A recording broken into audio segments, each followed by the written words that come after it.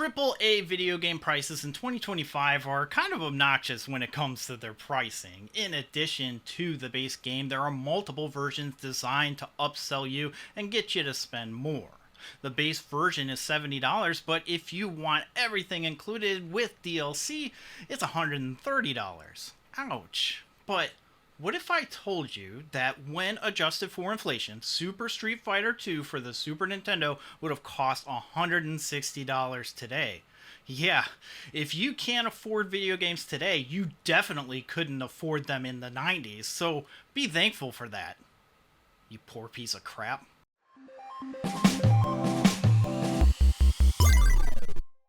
Welcome to Retronomics, the series that follows price trends in video games, and if you caught on to the fact that I was being sarcastic in the intro, congratulations, you're cool.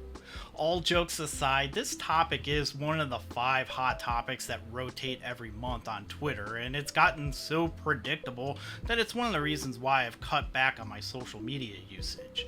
And here's how the debate runs. Someone complains that video game prices are too expensive for what you can get in 2025, and another person will chime in with a screenshot of a Toys R Us ad or whatever showing the price of Street Fighter 2 or some other cartridge game that was $70 and then say what the price would be today if you adjust for inflation. Then it devolves into some lecture about how we shouldn't complain about prices today because back in the 90s they were the same price and that means that they were more expensive, and the current price of the games is actually way cheaper when you consider that. And that doesn't really sit well with me, not because it's inaccurate information. I mean, it's natural that technology, as time goes on, gets cheaper over time. It's just ignorant of why people are complaining about the rise in prices in the first place.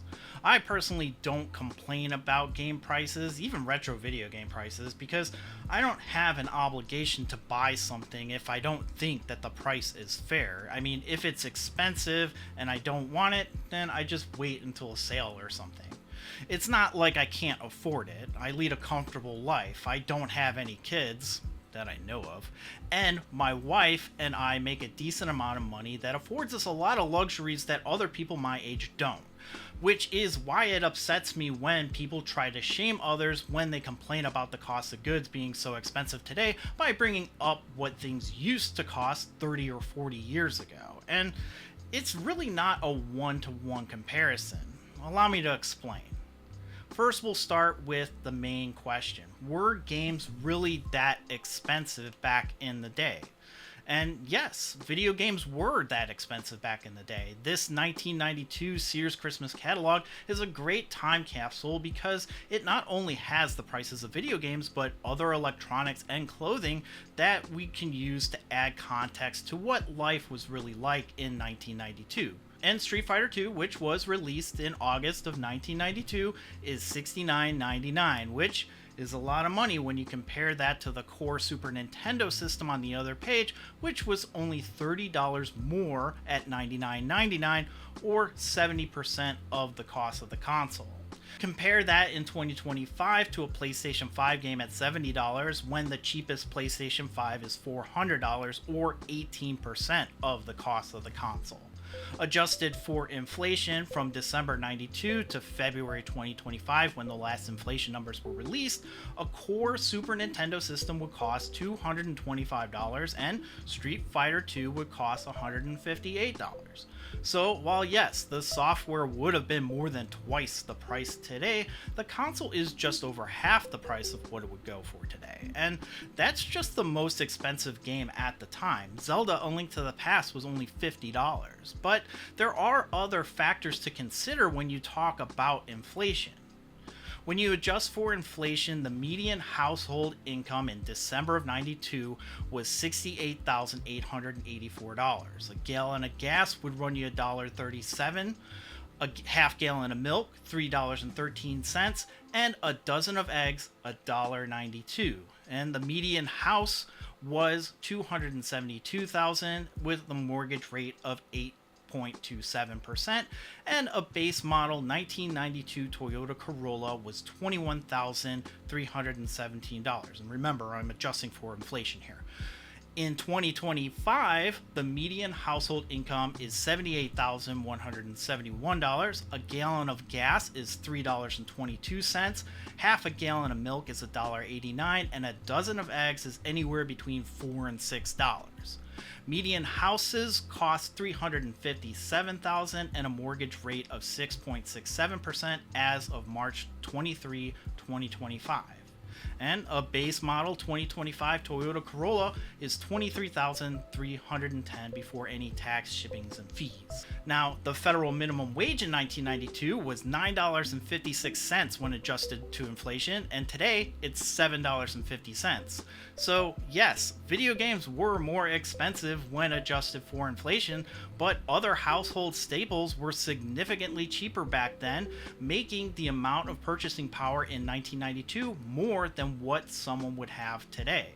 And also consider that the median household income has only increased $10,000 in 33 years, while minimum wages actually dropped $2 an hour. One thing that I forgot to mention is that credit cards exist, and it's not outside the realm of possibility that people financed their games when they were that expensive. I mean, we can finance a burrito today, so it's really not that far out of the question.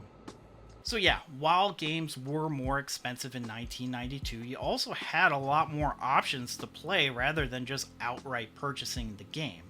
I don't talk a lot about my childhood on this channel, but I did have a decent amount of cool things that were my own. I had my own room and a TV. I had a Super Nintendo and a Sega Genesis with the Sega CD attachment. Although the Genesis did come later and the Sega CD after that, but I would get games only for my birthday and Christmas, and in between I would rent video games or go to my friend's house because he got some games that I didn't. And our town had this rental store called Nicktendo, and they really had all of the Tendos. Neo Geo, TurboGrafx 16, every NES and Super Nintendo game. For $2 you can rent a game for the weekend. And we rented Super Mario Kart for the Super Nintendo so much that my parents just gave up and realized that it would be just cheaper to buy it for me.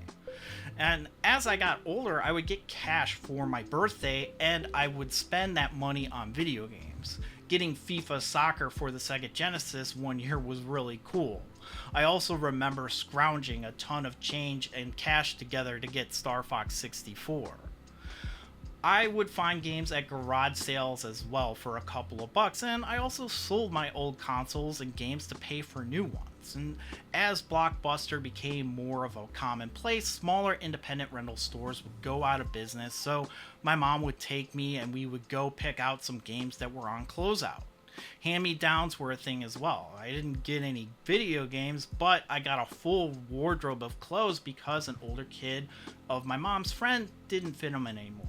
We also shopped at the outlet store, and I would get irregular jeans or off-brand items. And we would go to the Hostess outlet store and get Wonder Bread, and we would get generic soda. Sometimes we would splurge and get name brand Dr. Pepper or Pepsi, and that was a real treat. And my dad, he worked for Frito-Lay for a brief period of time while he was laid off from his job, and he would bring home just garbage bags full of recently expired chips for us to put in our school lunches. When I was old enough for a part-time job, I made $6 an hour, which was a lot of money for a kid with no other responsibilities than school.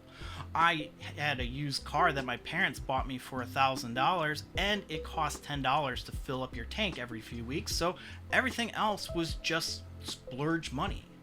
The first console I bought with my own money was the Sega Dreamcast, which was $200 at the time, $380 in today's money. I would buy a PlayStation 2 the following year and sell it when the GameCube came out to buy that.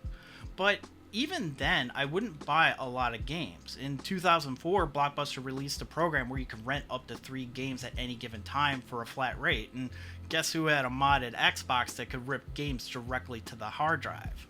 This guy. Another thing to consider is that price comparisons of these games don't really factor in what went into making the game. Yeah, sure, Street Fighter 2 cost $70, but that was a pretty big cartridge for the time and memory wasn't cheap back then, so you can justify the price. As soon as the PlayStation came out and made CD games ubiquitous, no game on CD was more than $60, and it's one of the reasons why Sony was able to enter the gaming market and really succeed. All that data on a disc that cost no more than $1 at the time and could be manufactured way faster and easier than it did for a Super Nintendo cartridge. Even Final Fantasy VII on its 3 discs cost $50. And another example that people use is Mortal Kombat Trilogy on the Nintendo 64, which cost $75. But the PlayStation version only cost $48 at the same store. So I really think that it's disingenuous to suggest that we should be grateful that video games aren't more expensive. I mean, why would they be? The cost to manufacture a video game is non-existent on an increasingly digital platform. At least we can still rent video games, although our options are limited to platform-specific plans like the PlayStation Plus or Game Pass, and there's really only one physical rental game platform now, which is GameFly. So while yes, technology has gotten cheaper and more advanced over the past 33 years, a 27-inch tube TV would cost you $1,100 in today's money, and with that same amount, you could buy a 55-inch OLED. Heck, I have a broadcast studio in my own home that I can share content with anybody all across the world, and that's not even fathomable to somebody in 1992. But you know what else has gotten cheaper over time? Labor. Wages have stagnated as the cost of goods have increased, making the rise of video game prices yet another thing that's making life more expensive. I make $30 a month on YouTube. At my real job, I make $28 an hour, which would be $12 an hour in 1992. In 2000, that would be $16 an hour, or double what I was making as a pharmacy technician at the time, which means that my purchasing power has decreased 50% in 25 years. And in order to have the same purchasing power as somebody making $28 an hour in 2000, I would need to be making $51 an hour. Not to mention that I have a mortgage, groceries, and bills, and other necessary expenses to pay for, and I don't even have kids that I know of.